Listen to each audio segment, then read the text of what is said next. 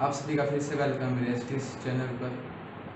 मैं हूं शुभम शर्मा और जैसा कि आप सभी को पता है हम कर रहे हैं केमिस्ट्री और मैथ का इंजीनियरिंग, ठीक है ना। इंजीनियरिंग पार्ट, इंजीनियरिंग केमिस्ट्री और इंजीनियरिंग मैथमेटिक्स, ठीक है ना। तो हमने मैथ में कंप्लीट कर लिया कॉम्प्लेक्स डिफरेंशिएशन, कॉम्प्लेक्स इंटीग्रेशन, और केमिस्ट्री में हमने कंप्लीट कर लिया है क्या इंटरमोलिकुलर फोर्सेज, ठीक है। और स्पेक्ट्रोस्कोपी कंप्लीट कर लिया हमने। और हमने एक वीडियो बना ली थी किस पे, हमने बना ली थी सेमीकंडक्टर्स पे, ठीक है। तो आज हम क्या पढ़ने वाले हैं, आज हम पढ़ेंगे मेटेलिक बॉन्डिंग। ओके, तो मेटेलिक बॉन्डिंग होती क्या है वो भी हम देखते हैं थोड़ी देर में, ठीक है। उससे पहले जिसने मेरी वीडियो नहीं देखी इससे पहले सेमीकंडक्टर वाली, वो आप देख लीजिए, आपको थोड़ा आइडिया लग जाएगा, ठीक है। तो चलते हैं, स्टार्ट करते हैं। सब्सक्राइब कर दो, लाइक कर दो, शेयर कर दो, ठीक है ना, और फैला दो। ओके, तो बात करते हैं मेटेलिक बॉन्डिंग। मेटेलिक बॉन्डिंग होती क्या है, ठीक है। तो मेटेलिक बॉन्डिंग को हम बोलते हैं the force of attraction that binds the atom of क्या, atom of metals. The force of attraction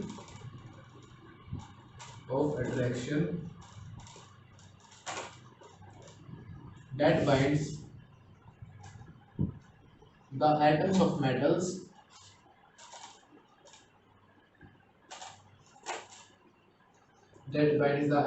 metals is called metallic bond, ठीक है। तो क्या होती है ये कि भाई जब वो फोर्स जो क्या करे, जो वो फोर्स ऑफ अट्रैक्शन मतलब खींचने की क्षमता किसने, जो कि जोड़ के रखे किनको, एटम्स ऑफ मेटल्स, मेटल्स के एटम्स को आपस में जोड़ के रखे, वो क्षमता और उस फोर्स को क्या बोलते हैं, मेटेलिक बॉन्ड बोलते हैं, ठीक है। जो आपस में लिंक करके रखे एक दूसरे को। ओके, तो इससे क्या होता है, हमारा मेटेलिक बॉन्ड होता है, ठीक है। तो कई सारे मॉडल आए इसको डिफाइन करने के लिए, हम उन मॉडल्स की बात करेंगे, ठीक है। अभी कई सारे साइंटिस्ट आए, ठीक है। साइंटिस्ट तो पता ही आपको कि कैसे होते हैं, सिर्फ फिर कुछ ना कुछ नया करने की सोचते हैं हमें तंग करने के लिए, है ना। पढ़ना तो पड़ेगा ही, नई चीज़ें सोचनी पड़ेगी, दिमाग लगाना पड़ेगा, घुमाना पड़ेगा, ऐसे गोल गोल घुमाना पड़ेगा। तो भाई क्या करें, वीडियो देख लेते हैं, पढ़ लेते हैं थोड़ा इनके बारे में, मज़ा आता है कई बार इन चीज़ों को पढ़ते हुए, ठीक है ना। मैं भाषण नहीं देना चाहता ना आपको बुरा लगेगा, मुझे भी बुरा लगता है जब वो मुझे भाषण देते हैं। मेटेलिक बॉन्ड, ठीक है। तो हमारे पास कई सारे मॉडल्स आए, ठीक है, अलग अलग साइंटिस्ट ने दिए, लेकिन मेनली हम 3 बॉन्ड आते हैं हमारे, ठीक है ना। फर्स्ट क्या है हमारा, फर्स्ट हमारा फ्री इलेक्ट्रॉन, और इसे हम क्या बोलते हैं, इलेक्ट्रॉन सी मॉडल, या फ्री इलेक्ट्रॉन या फिर इलेक्ट्रॉन सी मॉडल बोलते हैं इसको, ठीक है। सेकंड हमारे पास है वैलेंस बॉन्ड थ्योरी। क्या है, वैलेंस बॉन्ड थ्योरी, ओके। और थर्ड हमारे पास क्या है, थर्ड हमारे पास है बैंड मॉडल, बैंड मॉडल। तो इन सब में सबसे सस्ता और सबसे टिकाऊ कौन सा है, निरमा पाउडर नहीं, बैंड मॉडल, ठीक है ना। सबसे सस्ता सबसे टिकाऊ क्या, बैंड मॉडल। ये क्या है, ऐसे इंट्रोडक्शन के लिए पढ़ लेते हैं कि हमें थोड़ा आइडिया लग जाएगा भी कैसे काम करते हैं, कैसे काम नहीं करता। तो मेन हम क्या लेते हैं, बैंड मॉडल को लेते हैं, ठीक है ना। तो अभी हम बात करें किसकी, इलेक्ट्रॉन स्विंग मॉडल की, ठीक है। तो वो भी हम देख लेते हैं। तो अभी हम क्या पढ़ लेते हैं, अभी हम पढ़ते हैं इलेक्ट्रॉन स्विंग मॉडल, ठीक है। तो इलेक्ट्रॉन स्विंग मॉडल ये किसने दिया हमें, ये दिया हमें, it is given by Lorentz, scientist का नाम होगा लॉरेंट्ज ने दिया, ठीक है ना। तो इसमें क्या बोलता है वो, इसमें बोलता है कि the force of attraction between the colonel's and the mobile electrons, उसको क्या बोलते हैं, मेटेलिक बॉन्ड बोलते हैं, ठीक है। तो इसमें क्या बोला, इसमें बोला the force of attraction between, the force of attraction किसके बीच में, the force of attraction between colonel's and mobile electrons क्या बोलते हैं उसको, इज कॉल्ड मेटेलिक बॉन्ड, ठीक है। तो इसने ये बताया। अब आप पूछेंगे भी कर्नल्स क्या है और मोबाइल इलेक्ट्रॉन्स क्या है, ठीक है ना। तो कर्नल किसके लिए स्टैंड करता है, कर्नल वर्ड हम यूज करते हैं केमिस्ट्री में कि भाई जो हमारा एटम होता है, ठीक है ना, उस एटम में वैलेंस शेल को छोड़ के जो भी पार्ट हमारा रह जाता है, वैलेंस शेल को छोड़ के जो भी पार्ट हमारा रह जाता है इंटरनली, उसको क्या बोलते हैं? हम उसको बोलते हैं कर्नल्स। ठीक है ना। जैसे कि अब हमारा एटम है, ठीक है, इसमें इलेक्ट्रॉन से यहाँ पे मूव कर रहे हैं, ठीक है ना, ऐसे मूव कर रहे हैं, तो वैलेंस शेल को छोड़ के जो अंदर का पार्ट रह गया हम उसे बोलते हैं कर्नल्स। ठीक है। और हम इसे डिनोट करने वाले हैं किससे? प्लस से। ये हम किससे डिनोट करने वाले हैं इसको? कर्नल्स प्लस से। और क्या करेंगे हम? जो हमारे इलेक्ट्रॉन्स होंगे उसको किससे करेंगे? इससे। ये क्या होगा? हमारा इलेक्ट्रॉन्स हो। ठीक है, मैं आपको डायग्राम में बताऊंगा अभी। ठीक है ना।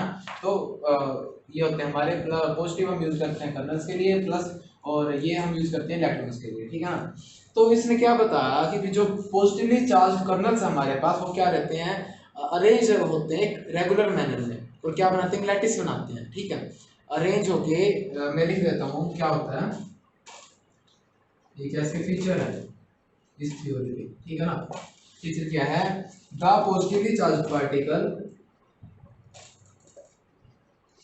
द पॉजिटिवली चार्ज पार्टिकल, आपको थ्योरी में भी आसानी हो जाएगी ना, इसलिए लिख रहा हूँ। Sorry, the positively charge kernels क्या होते हैं? वो अरेंज होते हैं, आर अरेंज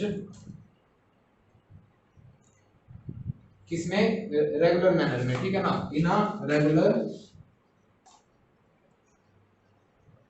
रेगुलर किसमें? मैनर में। किसमें? In regular, regular manner in metallic lattice. तो क्या बनाते हैं? हमारे पास लैटिस बनाते हैं। ओके, ये क्या है हमारा? ये हमारा किसकी? कर्नल्स का, मतलब इस थ्योरी के फीचर्स है। ये दो तीन फीचर्स मैं आपको बताऊंगा। और हर एक कर्नल हमारा किससे सराउंडेड होता है? हमारा हर एक कर्नल सराउंडेड होता है लूजली बॉन्ड वैलेंस इलेक्ट्रॉन से। ठीक है, तो each kernels is surrounded by,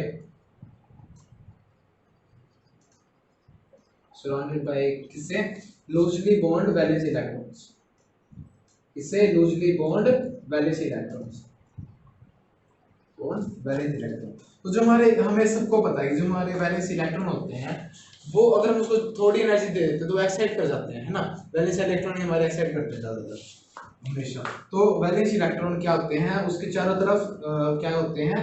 surrounded होते हैं। ठीक है ना, क्योंकि मैंने क्या बताया कि कर्नल्स हमारा अंदर वाला पार्ट होता है, वैलेंस शेल को छोड़ के जो हमारा अंदर वाला पार्ट रह गया बाकी एटम्स का, उसको क्या बोलते हैं? कर्नल्स बोलते हैं। तो बाहर क्या रह गया? Valence shell. और वैलेंस शेल में क्या होंगे? हमारे वैलेंस इलेक्ट्रॉन, तो उसके आसपास सराउंडेड होंगे वो। ठीक है ना।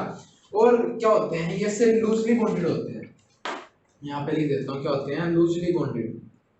ये लिखा भी हुआ है मैंने, लूजली बॉन्डेड। ठीक है ना, लूजली बॉन्ड होते हैं। और क्या हो जाता है? ये आसानी से फ्रीली मूव कर सकते हैं किसके अंदर? उस लैटिस के अंदर आसानी से मूव कर सकते हैं इधर से उधर, क्योंकि ये क्या है? फ्रीली है और लूजली बॉन्डेड है।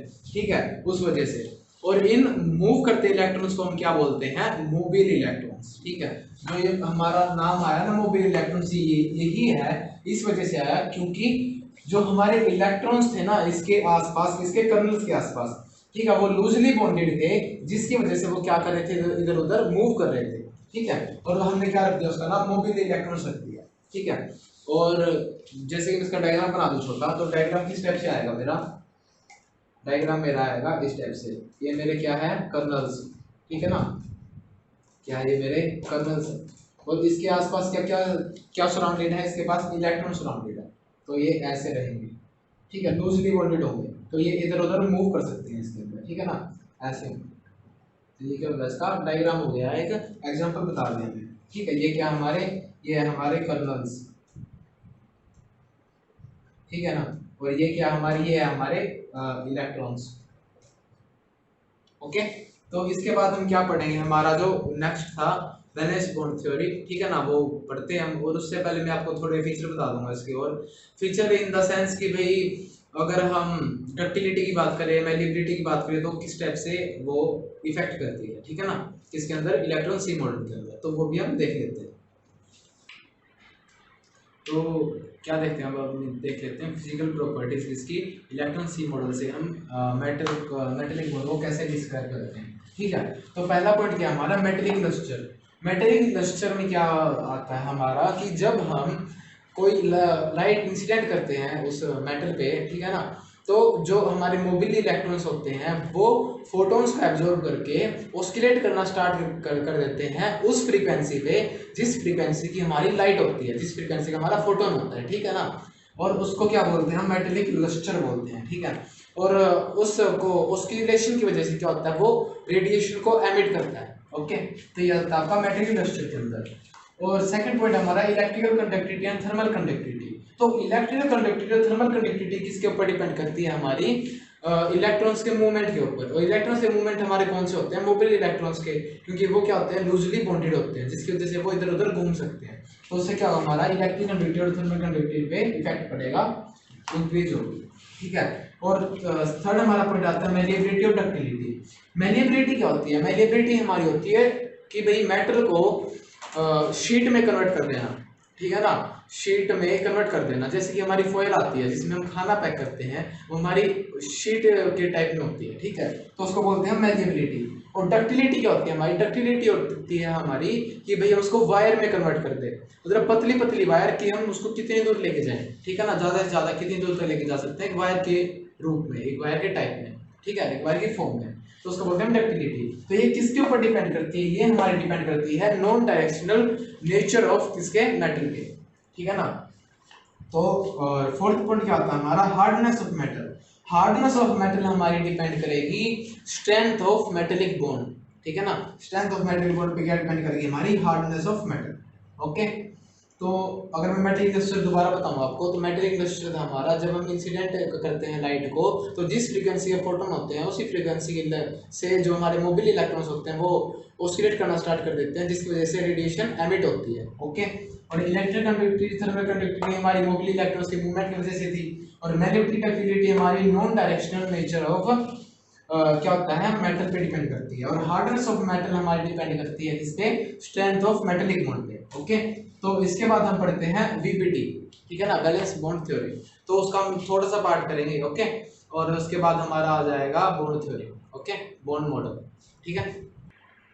तो अभी हम देख लेते हैं वीपीटी, बैलेंस बॉन्ड थ्योरी, ठीक है। तो बैलेंस बॉन्ड थ्योरी क्या आपको बताती है, ये हमें दी थी पॉलिंग ने, ठीक है, it is given by Pauling. तो ये मानती है कि this theory consider metallic bond as covalent. Metallic bond को क्या मानती है, कोवेलेंट मानती है। Okay, in case of metals, metals के केस में the bonding is electron deficient. तो बॉन्डिंग होती है हमारे पास इलेक्ट्रॉन डेफिशिएंट होती है, इलेक्ट्रॉन की कमी होती है उसके पास, ठीक है, because of presence of less number of electron. Electrons के लेस नंबर की वजह से क्या होती है, उसमें डेफिशिएंसी होती है, ठीक है, एक ही बात होगी। तो so to account for the bonding between metal metals delocalization of bond is proposed। क्या होती है फिर उसकी वजह से, डेफिनेशन ऑफ इलेक्ट्रॉन की वजह से हमारे पास डीलोकलाइजेशन ऑफ बॉन्ड होती है, हमारे पास जो बॉन्ड होता है वो डीलोकलाइज हो जाता है, दूसरी तरफ शिफ्ट हो जाता है। और इसको आप अच्छी तरह जब समझेंगे, जब आप मेरी पिछली वीडियो देख लेंगे जिसमें मैंने बताया सेमीकंडक्टर के बारे में, ठीक है, तो उससे आपको ये अच्छे से पता चल जाएगा कि कैसे डीलोकलाइजेशन ऑफ बॉन्ड होते हैं। तो इसके बाद हम क्या पढ़ते हैं, अब हम पढ़ते हैं बॉन्ड मॉडल, ठीक है, जो कि मैंने बताया था सबसे अच्छा है, आज तक हम यूज कर रहे हैं उसको। तो बॉन्ड मॉडल अभी हम पढ़ते हैं। ओके, तो अभी हम देख लेते हैं हमारा बॉन्ड मॉडल, ठीक है ना। तो बॉन्ड मॉडल क्या कहता है हमें, जो हमारा सॉलिड होता है, सॉलिड में हमारे दो टाइप के बैंड होते हैं, ठीक है ना। बैंड कौन कौन से, एक होता है हमारा वैलेंस बैंड और एक होता है हमारा कंडक्शन बैंड। ओके, ये हम सब ने 11th में पढ़ रखा है, आसान सा टॉपिक है, फिर भी मैं आपको बता देता हूँ, ठीक है ना। तो ये होता है, जैसे कि मैं एग्जांपल ले लेता हूँ, एलिमेंट अगर मेरे पास सिलिकॉन है, आप सबको पता है इसका एटॉमिक नंबर क्या होता है 14, तो इसकी इलेक्ट्रॉनिक कॉन्फ़िगरेशन क्या होगी, इसकी इलेक्ट्रॉनिक कॉन्फ़िगरेशन होगी 1s2 2s2 2p6 3s2 3p2, ठीक है ना। और यहाँ पे क्या हो गया हमारे पास 3d हो, ठीक है। तो क्या कहता है, जो हमारे पास वैलेंस शेल वाले इलेक्ट्रॉन है, ये वाले, ठीक है, इसमें कोई तो हमारे पास सब सेल जो है वो फील्ड है और कोई अनफील्ड है। जैसे कि हमारे पास एस में 3s में 2 है, 3p में भी 2 है, लेकिन 3d में नहीं है। तो इससे क्या फर्क पड़ता है, ये हमारी इसमें सब सेल जो है वो कुछ भारी हो जाती है, वेट हो जाता है और वो नीचे की तरफ आ जाती है, और कुछ हमारी हल्की हो जाती है तो वो ऊपरी तरफ चल जाती है। जैसे कि मैं अगर बात करूँ, यहाँ पे क्या मेरा 3s2 है, ठीक है, यहाँ पे 3s2 है, और यहाँ पे क्या मेरा, यहाँ पे मेरा 3p2, ठीक है। तो क्या क्या होगा, ये थी इसमें इलेक्ट्रॉन थे तो ये नीचे की तरफ आ गई वेट वजह से, पर 3D में हमारा कोई भी इलेक्ट्रॉन नहीं है तो ये ऊपर की तरफ चली गई, ये यहाँ पे चली गई, ये 3D हो गई। तो इससे क्या होता है, इससे एक बैंड बन जाता है और ये क्या होता है, ये होता है हमारा एम्प्टी बैंड, ठीक है, ये होता है हमारा क्या एम्प्टी बैंड होता है, ठीक है। और इसमें क्या होता है, हमारे वैलेंस शेल के इलेक्ट्रॉन होते हैं, वैलेंस शेल के क्या होते हैं, इलेक्ट्रॉन होते हैं, ठीक है। तो इसमें क्या होता है, इसको बोलते हैं हम, क्या बोलते हैं इसको, इसको बोलते हैं वैलेंस बैंड, वैलेंस बैंड जिसमें इलेक्ट्रॉन्स हो, ठीक है। और ये क्या होता है हमारा, ये होता है हमारा कंडक्शन बैंड, ये क्या होता है हमारा, ये होता है हमारा कंडक्शन बैंड, ठीक है, कंडक्शन बैंड। अब क्या होता है, जब हम टेम्परेचर देते हैं, टेम्परेचर देते हैं तो उससे इलेक्ट्रॉन जो है वो यहाँ से जंप करके अपने कंडक्शन बैंड में चले जाते हैं, ठीक है। और अगर मैं बात करूँ जो इनके बीच में गैप होता है मेरे पास, उसको हम बोलते हैं फॉरबिडन गैप, फॉरबिडन गैप, ठीक है, फॉरबिडन गैप, इसको हम बोलते हैं इनके कंडक्शन बैंड और फिर वैलेंस बैंड के बीच के डिफरेंस को हम बोलते हैं फॉरबिडन गैप। और फॉरबिडन गैप की उससे कंडक्शन बैंड वैलेंस बैंड से हम डिफाइन कर पाते हैं किसको, कंडक्टर्स को, इंसुलेटर्स को, सेमीकंडक्टर्स को। तो वो कैसे करते हैं वो भी हम देख लेते हैं, ठीक है।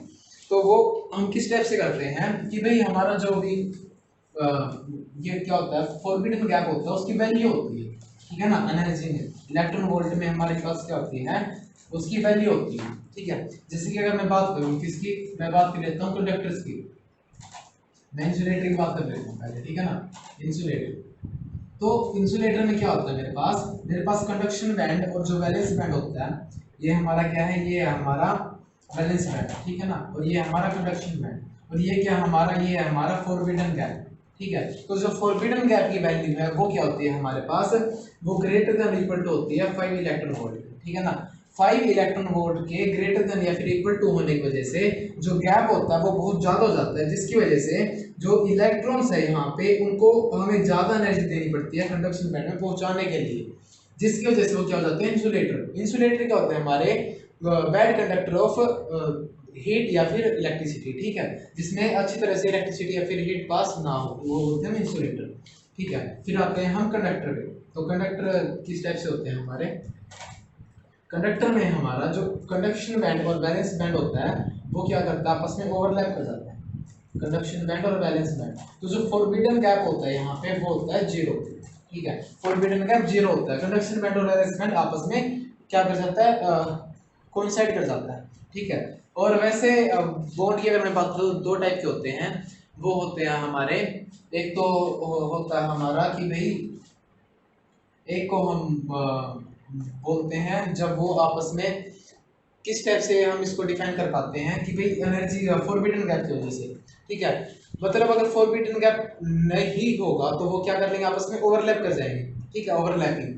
और फर्स्ट होता है हमारा ओवरलैपिंग और सेकंड क्या होता है हमारा नॉन ओवरलैपिंग, ठीक है। तो वो हम उसको बैंड को बताते हैं, अगर ओवरलैप कर रहा है तो ओवरलैपिंग हो जाएगा, अगर ओवरलैपिंग नहीं कर रहा है तो नॉट ओवरलैप, नॉन ओवरलैपिंग, ठीक है। तो इसमें क्या होता है, कंडक्टर में हमारा फॉरबिडन गैप क्या होता है, 0 होता है, जिसकी वजह से हम रूम टेम्परेचर में क्या होता है, जो इलेक्ट्रॉन होते हैं वो शिफ्ट हो जाते हैं इसमें कंडक्शन बैंड में, वैलेंस बैंड से। ये क्या होता है हमारा कंडक्टर। और ये मेनली किसके लिए होता है, हमारा कंडक्टर होता है हमारा मेटल्स के लिए, ठीक है ना। मेटल्स में क्या होता है हमारा जो वैलेंस बैंड और कंडक्शन बैंड के बीच फॉरबिडन गैप होता है वो कम होता है, ठीक है। वो किसका एग्जांपल होता है, हमारा कंडक्टर का। और इंसुलेटर में क्या होते हैं हमारे नॉन मेटल्स, नॉन मेटल्स, ठीक है ना। और थर्ड अगर मैं बात करूं किसकी, सेमीकंडक्टर की, तो सेमीकंडक्टर में क्या होता है, जो हमारे पास क्या होता है, कंडक्शन बैंड और वैलेंस बैंड होता है, उसके बीच जो हमारा गैप होता है वो क्या होता है, ये जो फॉरबिडन गैप होता है ये होता है मतलब 3 इलेक्ट्रॉन के आसपास, less than equal to 3 eV, ठीक है। 3 इलेक्ट्रॉन वोल्ट के आसपास क्या होता है हमारा ये गैप होता है, जिसकी वजह से हम मतलब ज्यादा एनर्जी नहीं देनी पड़ती है, हमें कुछ थोड़ी एनर्जी देने से क्या हो जाता है, ये बैलेंस बैंड में जो इलेक्ट्रॉन है वो जंप करके किसमें चले जाते हैं, कंडक्शन बैंड में, ठीक है। जिसकी वजह से जो हमारे कई मेटल्स है वो क्या करते हैं, मेटल्स है वो भी हमारे किसका काम करते हैं, हमारे पास कंडक्टर का काम करते हैं, ठीक है, उसको बोलते हैं सेमीकंडक्टर। ओके, तो ये होता है हमारा सेमी मेटल्स के लिए, ठीक है ना। तो ये आप क्या कर सकते हैं, फॉरबिडन गैप की वजह से, बॉन्ड मॉडल की वजह से आप इन तीनों को डिफाइन कर पाते हैं, और उससे हमें क्या मिलता है, हमें पता चल पाता है कि भाई किसमें ज़्यादा ट्रांजिशन हो रहा है, कौन अच्छा बिहेव कर रहा है, ठीक है, गुड सोर्स ऑफ इलेक्ट्रिसिटी या फिर गुड सोर्स ऑफ हीट, ठीक है ना। तो अब हम इसको डिफाइन कर पाते हैं इंसुलेटर, कंडक्टर और सेमीकंडक्टर को, किसके बेस पे, फॉरबिडन गैप की वजह से या फिर बैंड मॉडल के बेस पे हम इसको डिफाइन कर पाते हैं। और यहीं पर आपका क्या कंप्लीट होता है, यहाँ पर आपका कंप्लीट होता है मेटेलिक बॉन्डिंग, ठीक है। तो अभी हमने क्या क्या पढ़ा, सबसे पहले हमने पढ़ा था इलेक्ट्रॉन सी मॉडल, फिर हमने पढ़ा वीपीटी वैलेंस बॉन्ड थ्योरी, और अब हमने क्या पढ़ा, अब हमने पढ़ा बॉन्ड मॉडल, ठीक है ना। तो मेनली आपका इंपॉर्टेंट है बॉन्ड मॉडल, आप ये कर लेना, ओके। अगर कुछ ना समझ आया तो कमेंट बॉक्स में कमेंट कर दो, लाइक कर दो, सब्सक्राइब कर दो, शेयर कर दो, ओके। मेरी वीडियोस देखने के लिए थैंक यू, देखते रहिए, सपोर्ट करते रहिए आप, ओके, बाय।